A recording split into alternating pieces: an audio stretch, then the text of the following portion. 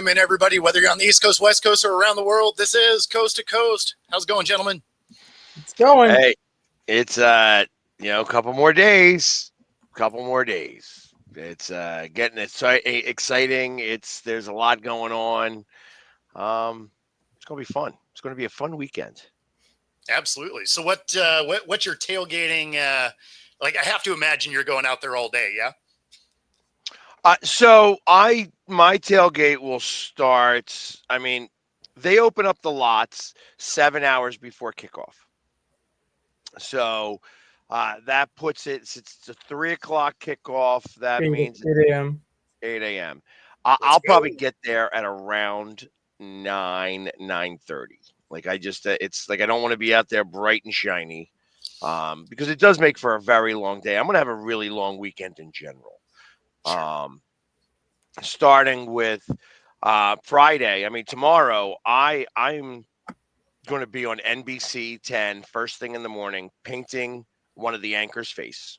Oh, that's right. That'll be So I have hilarious. to be up. I have to be up literally at 3 o'clock in the morning to start getting ready, and be down there for first thing. And then after that, I'm going to go be on another show from 7 to 10. So it's like from 5 to 7. Then I have to go drive somewhere. I'm going to be late and be there from 7 to 10. Then after that, Saturday there is the bare knuckle boxing championships at the Wells Fargo Center, Hmm. and they had wanted me. What's up, big dog? Willie is from the Dog Pounds in Cleveland. Okay. Nice. Anyways, so they're having the weigh-ins.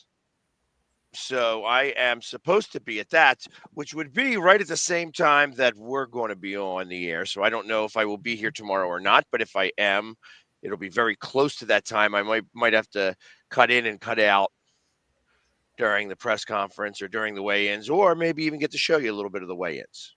That would be Nice. kind of cool too. And then after that, there is they call it late nights with Jason Kelsey. Mhm. So, Mhm. and then I think that effectively ends my Friday night. After that, I can get to come home and shower and try to relax.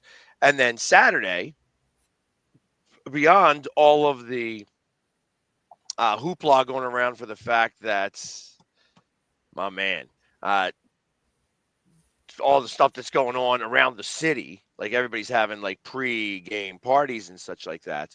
Uh, Saturday night is the bare knuckle boxing championships at the Wells Fargo Center. So I'm supposed to go to that. I don't know if I'm going to or not. It's going to. Bare knuckle boxing just doesn't appeal to me. Yeah. I mean, MMA even doesn't really much, but bare Yeah. knuckle boxing just is like really brutal. Yeah. It is a I mean, brutal I used to sport. follow I used to follow UFC years ago, but I don't know, it at some point it changed and I just didn't really watch it as much anymore. So, but I may be going to that, and checking that out, and then of course Sunday morning, bright and shiny, Mhm. like, well, not bright and shiny, but shiny enough. Right. I will be at tailgates and eventually the game, and hopefully we will get ready to start the party to go to New Orleans. Nice. Nice. Yeah. So Saturday morning, I jump on an airplane. I head out to Alabama. So I'm going to have to find somewhere. I'll be on Sunday. I'll be at the practices for the Senior Bowl, and then I'm going to go from there to watch these games. And I got to figure out where it is I'm going to watch these games because, I mean, even though it's the mega metropolis of Mobile, Alabama, um, all 200,000 people of it. Uh, I got to try and find a good sports bar to watch these games at. So it'll be weird watching them by myself. So, um, If anybody's been to Mobile that's in the chat, help me out here. If you know of a cool sports bar there. well, actually, interestingly enough, I am putting it up right now. Mobile, Alabama. You have I- two. You I have was cracking up. So if you Google like things to do in Mobile, right? Like the first thing that pops up is their battleship uh, museum, which cool enough, I guess. But we have those here in Seattle, so I'm not that worried about it. But then the next one was like a picture of a fountain that you'd find in every retirement village ever. And so I was just like, oh, this really is a pretty small place. Okay, so you have there's a number of them. There's the the out- Wet Willies. the two. The I two mean, more. Wet Willie's has to happen for no other Yeah. reason than I have to get a drink there, no matter what. So there's That's the at two. 200 Dolphin Street in Mobile, Alabama. Yeah, yeah. Dolphin Street. So the two that I've been to are Hero Sports Bar and Grill, which is on 273 Daphne Street, so right down the road from the one that Pags just said. And Okay. then there's another one called the Outsider Sports Lounge.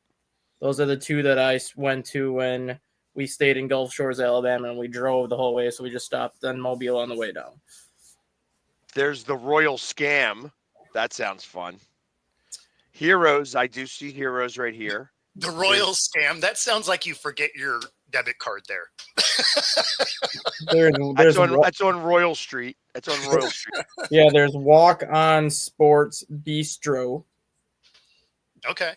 And there's Draft Picks also on Dolphin Street. There's a lot on Dolphin. There's a lot on that street. There's like 5 on that street, I believe, in general. Okay. So because there's this O'Daly's sounds Irish Pub encouraging. there. This sounds encouraging. I like the sound of this. So it's like that Daphne Street or whatever would be. I'm obviously not at the same level, but that Daphne Street would be kind of like the French Quarter in New Orleans. Like that's their that's their main drag of the downtown Mobile, where like a lot of the bars are and a lot of the sports bars are. Perfect. Yeah, so that's going to be a good spot for you to go. Then there's like the Tarpon Club, a lot of barbecue places, Logan's Roadhouse. I just figure, finding Surge Entertainment by Drew Brees, but that's near the airport. I think that didn't get a very good Yelp review. And then Walk-Ons. Walk-Ons is by Airport Boulevard. Walk-Ons Bistro is supposed to be very fancy. Yeah, that'll be this morning is booking where I'm staying and stuff. So I'm supposed to And of course there's a Hooters. So Airport Boulevard's got a lot. There's lots of like the normal stuff on Airport Boulevard and Airport Drive and then Dolphin Street is really the next one because there's so much. I go to Barfinder. Barfinder is an app, and what happens is that you can put in whatever team. Like, so you could find an Eagles bar by going to Barfinder, and it's one of these apps that look very cheesy. It doesn't have a lot of advertisements. It's almost like very 1998.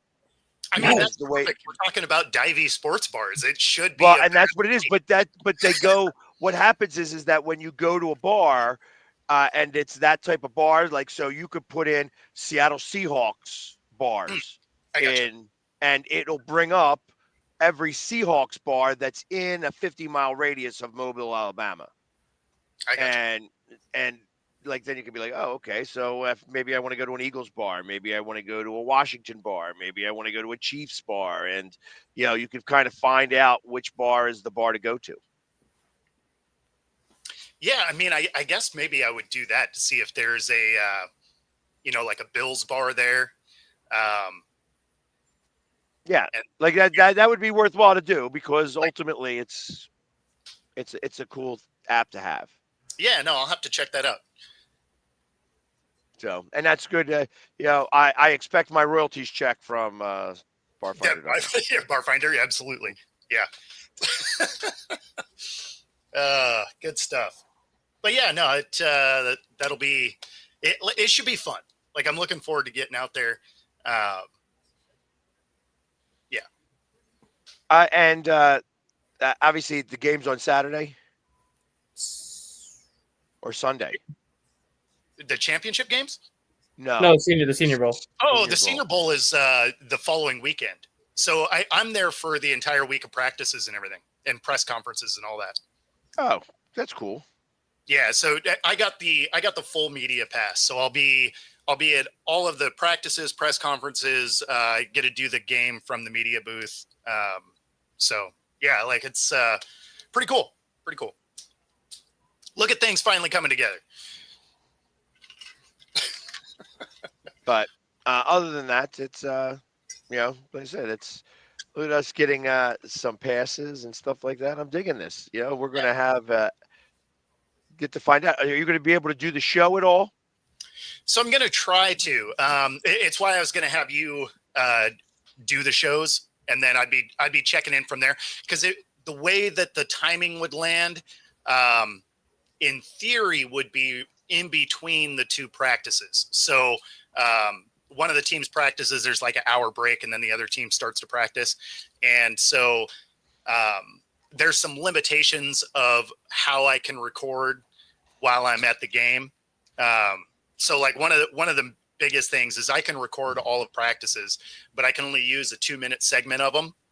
And then any clips that I do from there, I have to include that this game is broadcast by NFL Network. And, I have to do all of those plugs as a requirement of being part of the media team. So Awesome. Will you be able to get interviews? Should be able to, yeah. Yeah. So, I mean, that's one of the things that you should definitely do. Make sure that you get interviews and then send it to us, because we could, even if we don't come on, or send it to me, I'd be able to get them out there. That would be awesome, especially if we could get somebody on live. Like, that'd even be great. Mm-hmm. So I don't know that I'll be able to do that, Right. because there's also some broadcast frequency requirements. And so getting it live may be a little bit of a challenge because of how they are tracking players, and it can mess with their signal. They will revoke if it messes with their signal at all. They'll revoke your credit. 100%. We are not trying to get get anybody in trouble. We want to be able to do this all the time.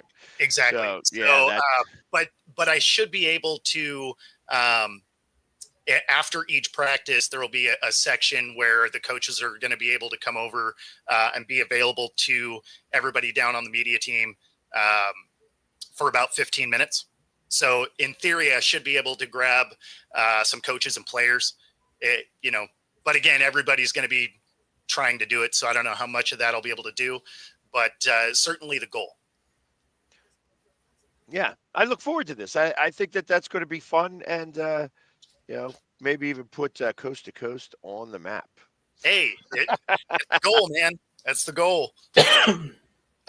There will be Coast to Coast when there will be Coast to Coast. I just won't be. I won't be producing. It'll be Jamie. So yes, that'll be the deal. So the show will still run.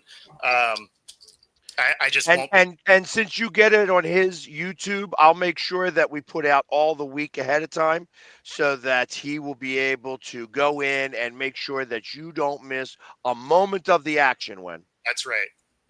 Yeah, well, I'll have them all preloaded on my YouTube. So, and then pretty soon Dustin will be able to share some of his stuff. When his wife allows him to do this podcast. more so, my wife is more so okay with it, and now it's my boss too. Yeah, so that's coming in like 2028. No, because why don't we get your boss on this show? Let's get him on the show and do an interview to him. Yeah, no. No? Okay. Not falling for that one? No, he won't fall for that one. I mean, I don't know. Is this the man who... If you would talk like that, I would probably just tune in just to listen. That would be hilarious.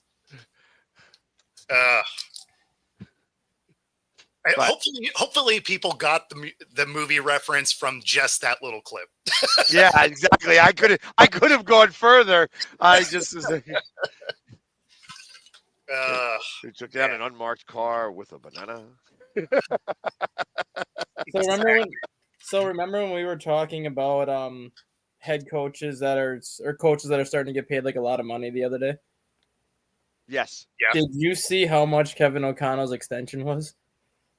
No, I didn't see what the number was. So he's making 5 million. He's making $5 million a year is what his current contract is.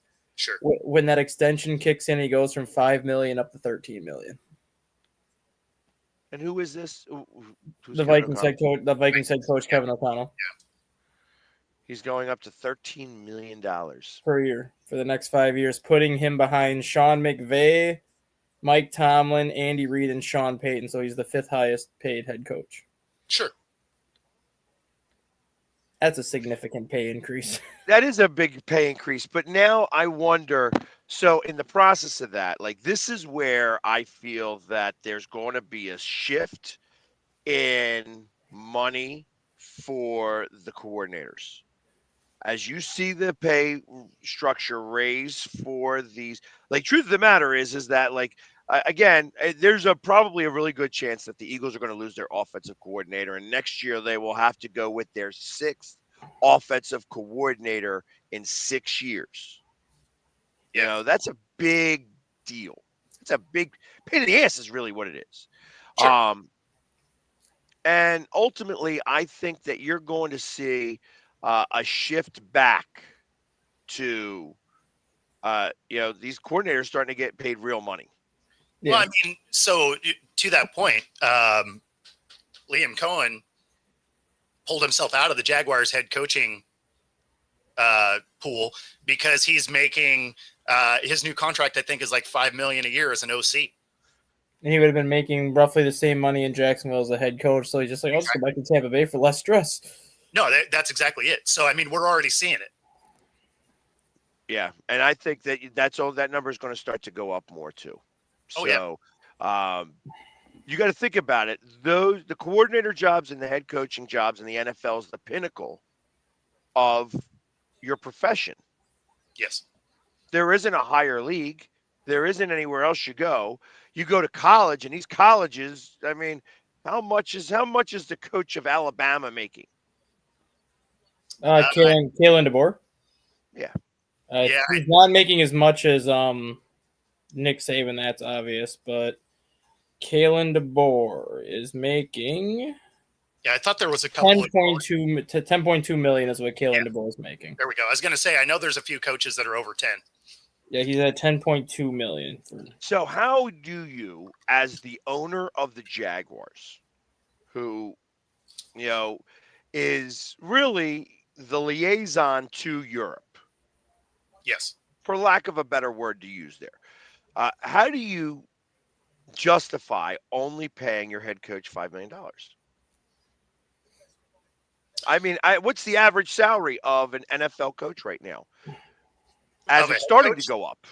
Yeah, I mean, as you're across the board head coach, you're probably around 5.5. Maybe that seems so ridiculous. Yeah, as of January 1st, the average salary for an NFL head coach is $6.6 million. Yeah, there you go. Which is really small. Well, especially for a position that doesn't get nailed by the cap, right? Like, you can pay them whatever you want. I mean, the Raiders are paying 4 of them. Well, and that's part of the problem. Yeah. It also, if you're going to pay that type of money, it means that you better pick right. Mm-hmm. But I would also you're going to have to, there's got to be, I don't know. I as I think about this, I think okay, you have to have some type of incentive clauses where they can make more money. Hey, listen, you get me to the playoffs, you get an extra $500,000, just like any other player would. You get me. They do. I think they do have some teams do, not every team. I think it's well, winning the Super Bowl, everybody does. Yeah, but I think with Dan Campbell's making, I believe, $7 million a year. But then he's got incentives in his contract where if he wins the division, he gets $1 million bonus. If he wins a playoff game, he gets another bonus. If he gets to the Super Bowl, he gets another bonus. So Dan Campbell this year ended up making what, $9 million, $9.5 million because he won the division, or $8 million because he won the division. So he's kind of on the lower end of the coach's salary, but he has a bunch of bonuses that he always has tied in. So he ended up with multiple bonuses last year too for getting to the championship game. Yeah, but I think that you're going to start to see all these coaches start making more money, and it's probably well overdue. And like even with college, there's 7 college coaches right now that are making at least 10 million. And the guy from Alabama, Kalen DeBoer, is ranked 7th on that list. Yeah, 7th. Yep. Number one being Georgia's coach. Yep. Kirby Smart's number 1 at 13.2.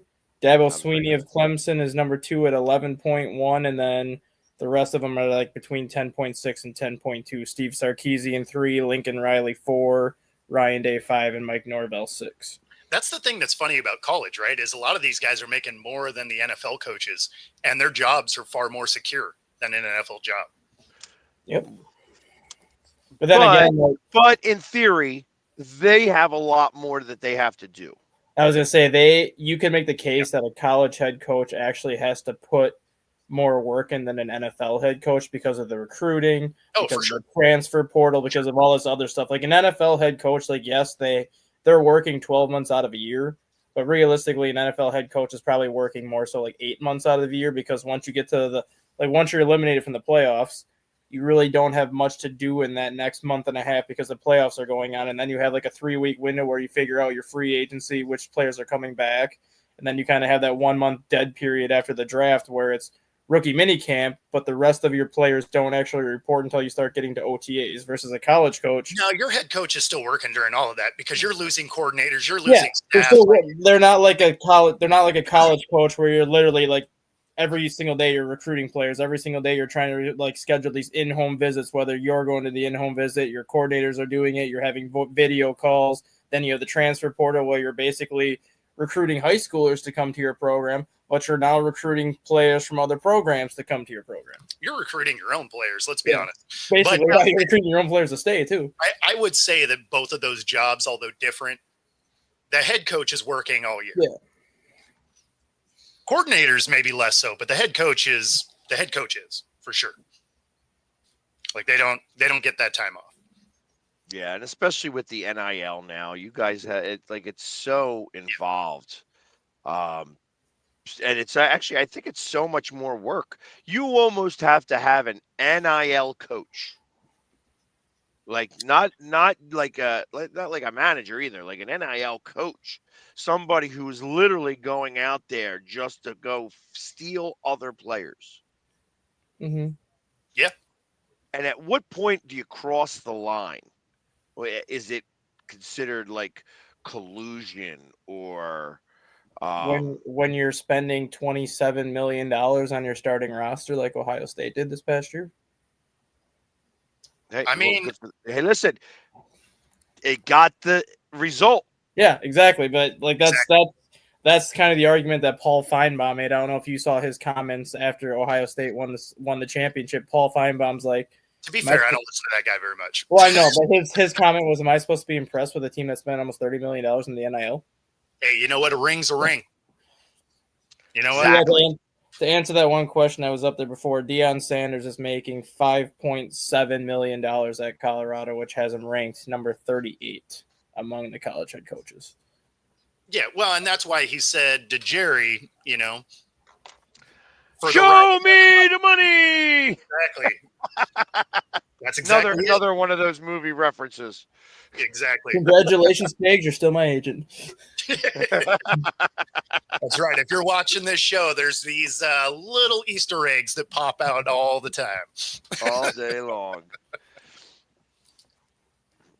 So, but yeah, so I got to imagine like you're going to see over the next 3 to 5 years, the average price of a coach go from $6 million, probably 8 or 9, 10. I'm thinking 10. That you are not going to, and you're going to see a coordinator go up to about 5.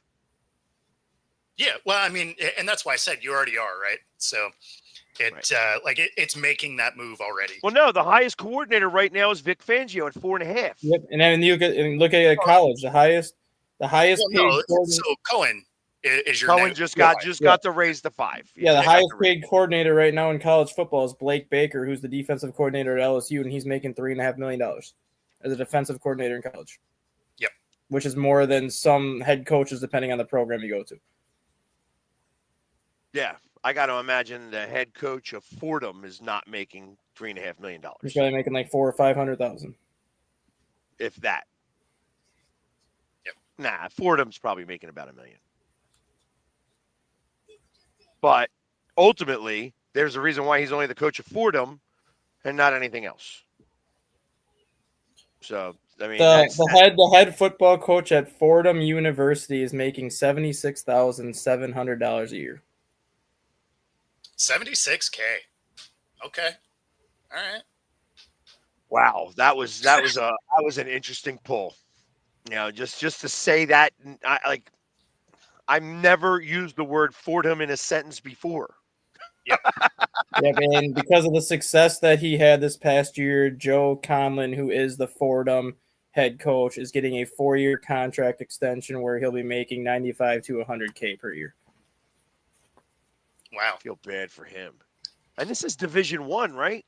They're technically FCS. They're the Division 1A. Yeah, 1A. But still, you look at some of the Division 1A coaches, the head coach at Montana State, who just won the national championship, or that was national runner-up, is making, I think, $1.6 million. North Dakota State's coach is making like $2 million. So some of those coaches are still getting paid good money, but then you have like Fordham, a smaller program, not even $75,000, or not even $80,000, $76,000 he was making this year as a head coach. Just in the back of your mind, you picture them like opening crates of like used gear from other schools. Yeah, I mean, it's just like it's so ridiculous. Like, I'm trying to think of like a team that as like I think of Duke football. Like, nobody thinks of Duke football. Yeah.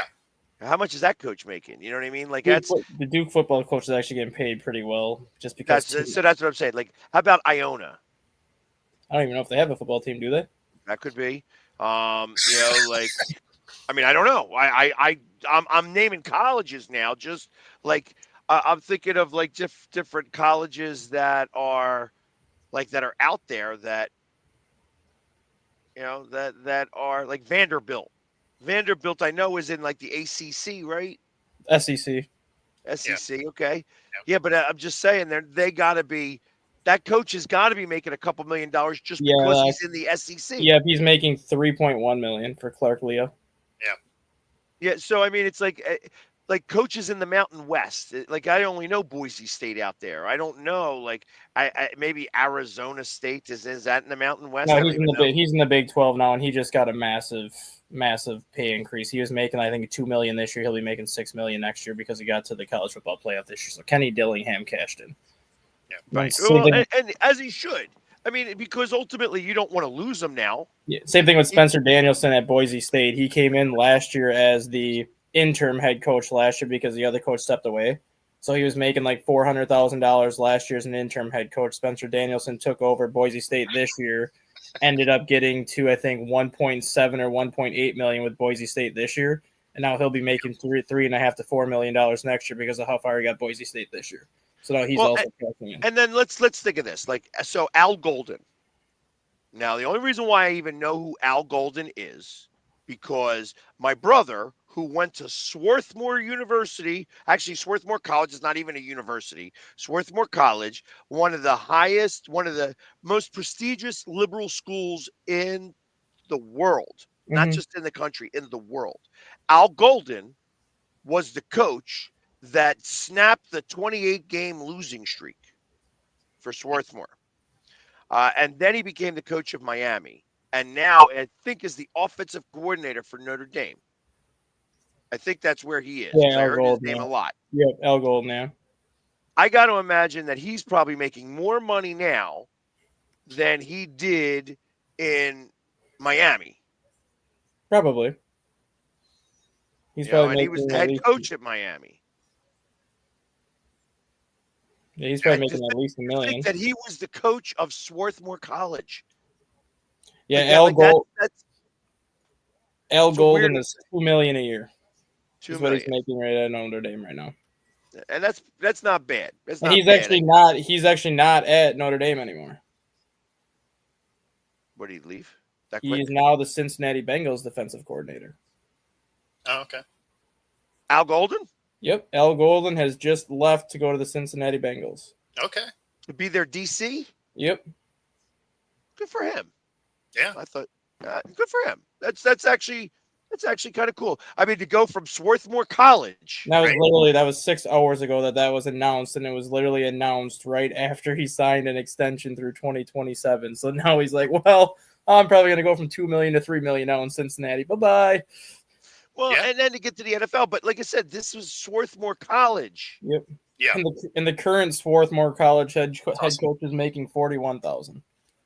Yeah. Did they even have a football team? Because Yeah, they canceled the football program. No, they have a very good football team. They brought it back a couple of years ago. They actually have a very good football program again in Swarthmore.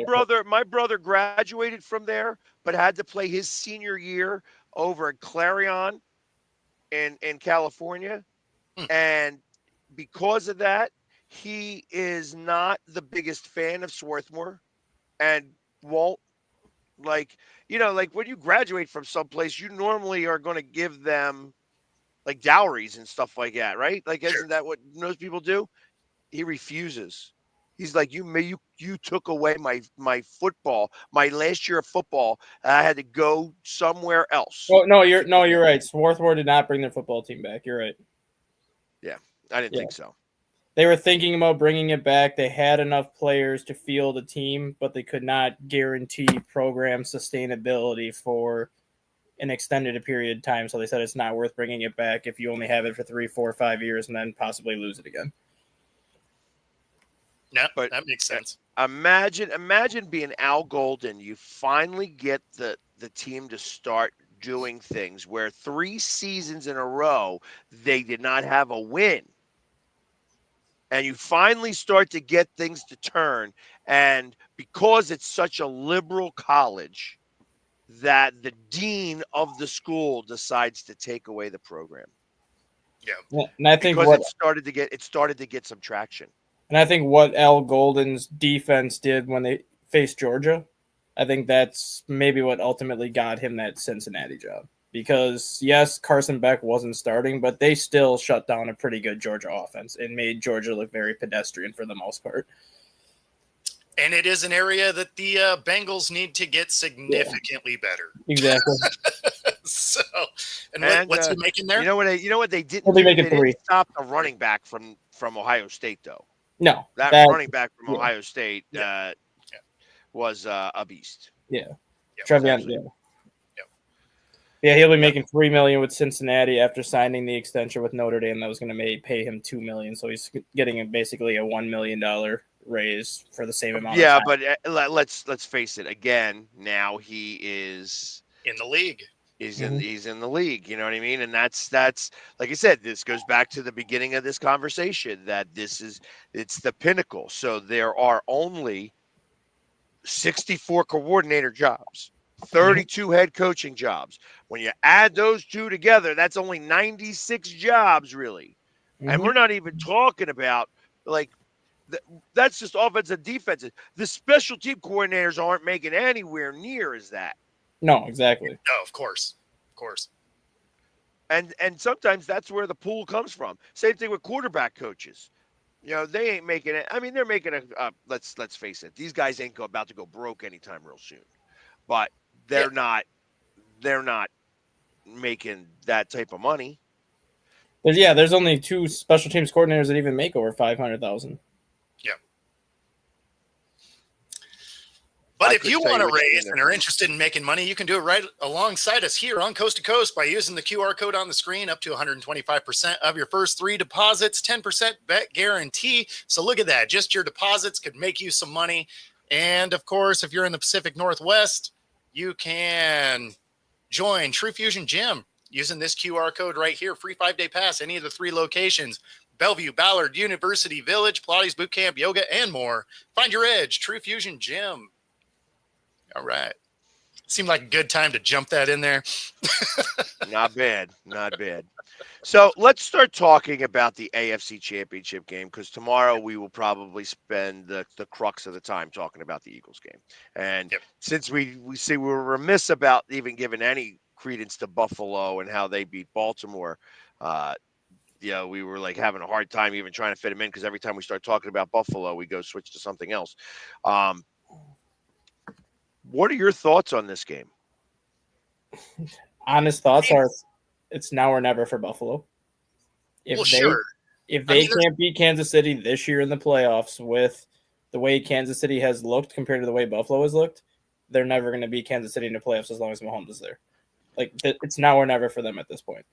When you look at the rankings of these two teams, like this is the most balanced strength to strength type of game. It should be a really fun game to watch. I think it will because I mean, even in the playoffs, most of their games are fun to watch. I mean, you look at that game. What was it, 3 years ago that went into overtime and it was like 48-45, but all of a sudden 37 points were scored in like a 6-minute stretch. Like all their games for the most part are fun, but it comes down to the Buffalo Bills have very little trouble beating Kansas City in the regular season. They've done it now 3 of the last 4 years. It's something that they've become accustomed to. But they have yet to beat this team in the playoffs. And the same thing can be said about the Baltimore Ravens. Like they match up well with Kansas City in the regular season, but they can't beat them once the playoffs start. And this is one of those years where Kansas City has not been impressive offensively. Like their defense, yes, their defense has been very good all year. But offensively, Kansas City has not been impressive. And this is a situation where Buffalo cannot beat them now. You wonder if they ever will, because I don't see Kansas City being as bad offensively next year as they are this year, especially if Rashee Rice comes back. You're going to have Hollywood Brown back. You're going to have Pacheco back and healthy. I don't see their offense being as bad next year as they were this year. Yeah, I mean, there's a reason Vegas has the spread of 1.5 though. Yeah. I mean, this is one of those games that it's going to come down to a late game field goal, probably. Could be overtime. Kind of hope it is. It's always entertaining. Like I always like this matchup. I like the Bills to finally push through. And some of that is I just don't want to see KC win 3 in a row, I guess. But I feel like this Bills team is primed to do it. I am a little worried about the fact that they did win earlier in the season. I would have liked to have had them lose that game. But, you know, I think the Bills can get it done. But, yeah, I mean, when Vegas has you as basically a pick 'em, it's going to be a battle. Yeah, I actually have it. I think Buffalo does it. You know, I think that they beat them. I mean, really, you could arguably say they're the only team that beat them this year. I mean, I know that Denver has something to say about that, but it was the third stringers. Yeah. I kind of feel like that this is going to be Buffalo's year to get there, you know, and we'll see. And then go 0-5 in Super Bowls. And then go 0-5 in Super Bowls. Because I feel like you're right. I feel like anybody who wins the NFC Championship is going to win the Super Bowl, and I'm not just saying that because of whatever. I think that the NFC has been tremendously better than the AFC this year. I agree. Yeah. And I think if this game was at Buffalo, I'd pick Buffalo to win all day just because I think the weather in Buffalo is going to play a factor. But this game being in Kansas City, it's going to be cold, but you're not going to have snow. You're not going to have any of that stuff. It's just outside of Cincinnati finding a way to beat Kansas City that one time in the playoffs at Kansas City. I just don't see anyone going into Arrowhead and knocking off Kansas City. It until it actually happens, you can't. I mean, you can pick against Kansas City, but until it happens, I will never pick against Kansas City in the playoffs at home. Yeah, I am this time.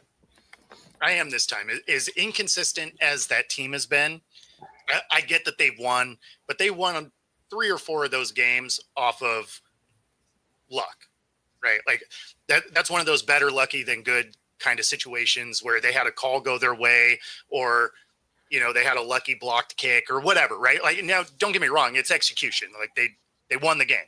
Yep. But at the same time,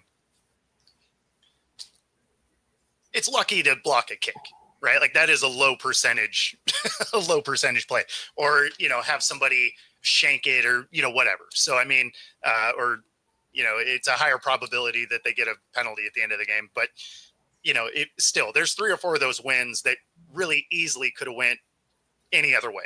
Yeah. I think that I mean, I agree, and I feel that this is going to be a game where the refs are not going to get involved. I hope so. Like this is one of these things where I know everybody's talking about the refs and the refs and the refs and the refs and the refs and the refs, but I think this is going to be one of these games where they're not going to give Mahomes the calls, especially since they gave him the calls last week. Yeah. Yeah, those roughing the pass. See, the thing that's funny is depending on the sport book you use, I would still 100% do a prop bet of 2 roughing the passer personal fouls in this game. I would take the over.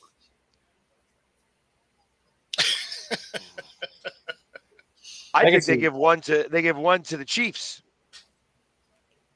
Normally, I would that's why I say for the game, not for any one team. I'm saying 2 personal foul roughing the passers in the game. Now, for Allen to actually get one is pretty rare, but I wouldn't rule it out. See, that's the thing with Josh Allen. It's the way he plays that I think prevents him from getting the calls. Because there are a lot of times where he doesn't play like a quarterback. He plays like a running back where he's going to just tuck the ball and run and just try to plow through people. Oh, that's why Cam never got any. Yeah, you've seen that with Cam Newton. You saw it with Michael Vick even earlier in his career too. Like quarterbacks that like to run the ball are treated differently than regular quarterbacks, and they don't get those same type of calls. That being said, I hope that one of these guys goes to his DC and is like, look, if you pay my fine and pay me if I get suspended, when Mahomes does his little, like, let me draw a foul at the sideline, just light him up. Be like, hey, you know what? You're not going to do this anymore. I mean, if I was a coach, I'd be like, I'll pay your fine. Go ahead and light him up. Yeah, I mean, the problem with that is all of a sudden you're the Saints. If it gets out, you got that bounty action. Yeah. But, I mean, that's the thing is it's just like the way that he will slow down at the sideline to try and draw the fouls. I'm surprised somebody hasn't thrown, somebody in there to just go clean him up. Well, you saw that with Kenny Pickett for a day. You saw that with Kenny Pickett in Pittsburgh. Because Yeah. remember when Kenny Pickett was in college, he had that one 75-yard run where he basically was Did the about fake to slide. slide, and then all of a sudden, as the defense backed up, he stopped sliding, spun around, and ran it like another 30 yards. Yeah. First time he tried that in an NFL game in Pittsburgh, he got absolutely leveled and ended up knocking himself out. So, teams are ready for that in Pittsburgh. They're like, we know what you did in college. We're not going to give you the opportunity to do that. So the defender took the 15-yard penalty and just laid him out. Is she suiting up, Joe? Is that what's happening? The reason why Kansas City is a 1.5 point favorite is because they're playing at home. That's why they're favored, because they are at home. And that's not even a true home That's field literally advantage. a pick 'em. That's literally a pick 'em. Yeah, because home field advantage is 3 points 90% of the time. Actually, and it opened up as a pick. Yes. So money has come in on Kansas City to Yeah. make it go up to 1.5. I mean, just like, for instance, it started off at 5. The original line was 5 for the Eagles, and now it's at 6.5. Yeah, if this game was being played in Buffalo, I think it'd be the opposite way. I think Buffalo would get the 1.5 if this game was being played in Buffalo. Yeah, but like a 1.5 line for this game makes sense to me. Yeah. Yeah. And I think, I'll be honest, I think that this is, like I said, I think that either way, Buffalo covers and wins. But we got to see. Well, see, that's the thing. With a 1.5, they could cover and not win. Yeah. If they lose by a point, they still covered, but they didn't. No, that's win. what I'm saying. And that would be the most Buffalo way to lose this game. And the funny thing was, if that happens, it'd be a situation where Buffalo's up 27-20, Kansas City scores late, and they said, "F it, we're 1 for 2," and they win at 28. No, that's exactly it, right? And Buffalo has no chance then to get the ball downfield. I could see it being a 1-point game, so it's a cover and a loss. Now, I'm still taking Buffalo to win, but I could see that scenario playing out because of it's these two teams. It's in the playoffs. KC just finds a way. I could see that scenario playing out. Or vice versa. Buffalo is the one that are down 27-20, and they try to win it like how Baltimore did in week 1, and they missed and the miss it? 2-point conversion. Yeah. That would be so disappointing. Slip, what would be the better Super Bowl? What would be the best Super Bowl you think right now? The best Super Bowl right now, honestly, would be Bills Eagles. I take Bills Eagles. I would even say Bills Commanders, just because the Commanders haven't been there in 30 years. That's, I think, for in terms of viewership and ratings, I think that would be the better of the two Super Bowls, just because Buffalo hasn't been there in over 30 years. They've never won. Oh, no. I think the exact opposite. I think that the Bills Eagles would be better because everybody wants to see the fans. Yes. The craziness that would happen in the tailgates down in New Orleans would be tremendously epic because these fan bases are the same. You know, Besides, they are. If they get in, I'm buying stock in folding tables. They're going to go through the roof. Folding tables and bush lights. Buy stock in either one. 100%, right? For day trading, like you would buy it that morning and then sell it before the game starts. I think the worst Super Bowl for viewership, I think, would be Chiefs and Eagles, just because it happened so recent, and people won't want to see it again. But I think the two best Super Bowls in terms of ratings, I think it would be Bills and Eagles, obviously because of the tailgating aspect, and I think it would be the better overall game. Sure. But then you have the Bills and Washington as well, just because neither one of them has been to the Super Bowl in so long. It'd be like both fan bases are so happy to be there.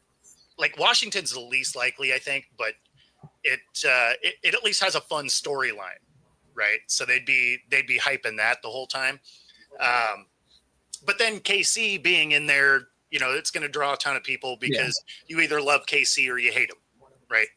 So what would be funny if KC and Washington both make it, so you have like a battle of the Native American teams, and Washington's like, you know what, we'll bring back the Redskins logo for this Super Bowl. We'll throw it on here and try to recreate our glory days. Yeah, I don't see that happening, but that's probably the least interesting Super Bowl. No, I agree. That's the least interesting one, yeah. And I think Washington if Washington is the representative, KC wins 3. And that sucks. I'll be honest. I can't imagine that they're going to let Kansas City go. That's why I think that this is going to be a ref-free game. There are a few things that I believe, you know, and I just firmly believe this with all of my being, that the NFL, in the midst of everything else, nobody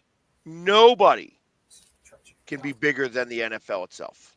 Yep, I agree. No, I'm with you. And I don't care that it's Taylor Swift.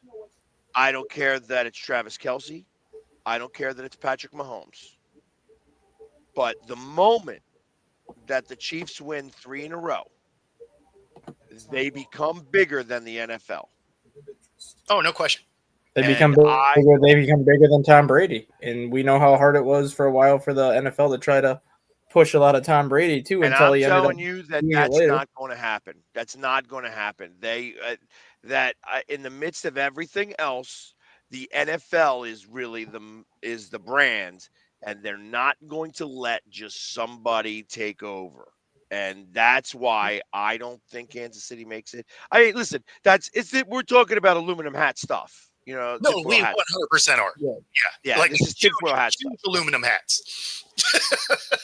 But they're not going to just let that occur. You know, can they do it still? Can the Chiefs battle through the calls? Can they win these games? Listen, it would take a monumental effort. And you can do it, though. It's possible. And absolutely could possibly be done. But they're going to have to do it now for 2 games.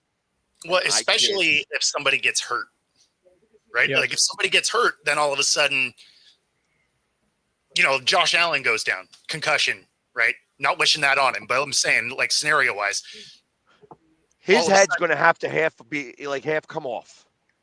There is no way There is absolutely no way that they're going to put people on concussion protocol like that. They are going to, they may get him off. They may put him into that booth, and then they may say, okay, get back out there, buddy. You're fine. That's right. You're fine. We don't care that you're trying to lick your Here's elbow. some mud. Get out We're going to there. put some mud on it. We're going to put some mud on it, and That's you're right. just back You're, out you're gonna you're gonna pull a Brett Favre. You are concussed, but you're not gonna say anything, and you're gonna go out there and start flinging.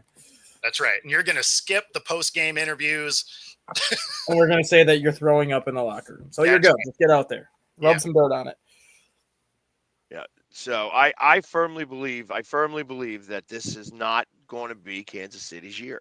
And I like the fact that it's Buffalo. Listen, they need this. They Yeah. can't have Patrick Mahomes go to 4 in a row.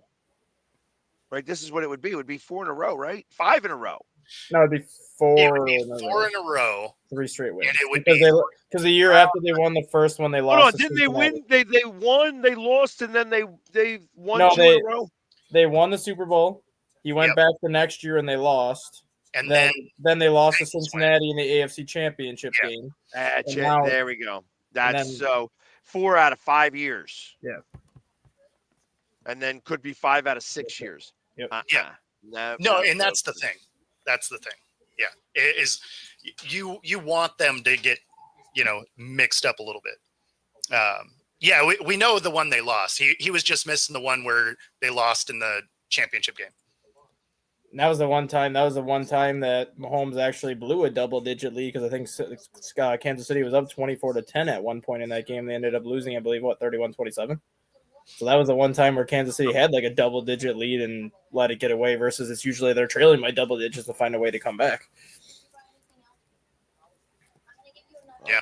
I think, like I said, it's I have my hat on, to say all that stuff, but I firmly believe it. I just really do firmly believe it. No, I'm with you. Like I don't see. I'm with you in the way that I think the refs will be less involved, and I think they need to be because of the way a lot of their games went this year, right? Mhm. Like they had some pass interference calls that had them win games, against Atlanta, stuff like that in the last minute, and then and against the Bengals as well, right? But then they had one that they committed a pass interference that doesn't get called. And there was a lot of little things like that throughout the season that feeds into the conspiracy theories, right? And so on the biggest stage, they're going to have to try and do this in a way that it doesn't feed into that. Because if there's some massive calls that helps KC, all of a sudden the NFL is rigged talk starts getting traction. Yeah, I don't see that. I don't see it. I did have one question to ask you guys about baseball. I mean, yeah, we got 2 minutes. So now that the Dodgers, Baseball talk today. now that the Dodgers decide they want to get Tanner Scott and then follow that up with getting Kirby Yates, how many games do we realistically think the Dodgers are going to lose this year? I mean, that team top to bottom, bullpen, starting rotation, lineup, like. You want my honest opinion? They may not make the playoffs. Oh, That would be hilarious. that would be amazing. They may not make the playoffs. The Eagles did something like this. Somebody said it was the dream team. Yeah. You put too many egos in the pot spoils. I think they make the playoffs, but I would not be shocked if they are a first round exit, like a wild card round exit, or even like they get the number 1 seed and then they. The lose. one thing I could say about the Phillies is that getting hot's contagious, getting cold's contagious. Yeah. And I can firmly comfortably believe. say the Mariners gonna miss the playoffs. So 'Cause I'm calling it right now with everything that the Dodgers have done. All that money, no playoffs. That would be amazing. Like, especially because I have some friends that are big Dodgers fans, so I think that would be hilarious. Me too. I hate the Dodgers. I hate the Dodgers more than I hate the Yankees. All of baseball hates the Dodgers right now. So they're Yep. trying to be the Yankees. And that's why I feel like, especially because they won the World Series this year, you know, Yeah. I think mean, that essentially makes them the Yankees. They went out and bought a ring. I'm not Well, mad at it because if it No, works, the thing that I think someone made a good point of right now, and I think it happened with Tanner Scott and Kirby Yates specifically. I think it just happened with Tanner Scott and Kirby Yates specifically, where the Dodgers are literally waiting till all of these free agents have multiple offers on the table, and then when they see what the highest offer is, they all of a sudden be like, "Well, here's this and this," and they don't give another team a chance to counter. Like that happened with Tanner Scott, where the Cubs offered him 4 years at 66. Another team offered him 4 at 60. Another team offered him 4 at 64. Then all of a sudden, the Dodgers the next morning said, "Here's 4 at 76." Cubs didn't have a chance to counter, and he signed him with the Dodgers. Kirby Yates, the Cubs offered 1 at 12. The Mets offered 1 at 13, and then the Dodgers said, "Well, here's 1 at 14," and we'll defer some of that money. And he ended up signing, and nobody had a chance to counter. Like the Dodgers are literally waiting till these free agents have all these offers in place, and they look at what the highest offer is, and then they just call the next morning and say, "Well, we'll give you this," and the person signs before anybody else can counter. And you know what? It's going to be awesome when they don't make the playoffs. that would be pretty amazing. That would be a fireable offense for Dave Roberts. He would be gone. I don't think so, but anyways. But that's the end of this show. It is. Sorry, I was setting up the next hour. If you're watching on YouTube, be sure to like and subscribe. Helps us bring our content to you. And of course, if you are watching on Roku TV, stay tuned for the next hour. You'll get to see our interview from yesterday. Other than that, we will see you all tomorrow. Take it easy, everybody. Take care.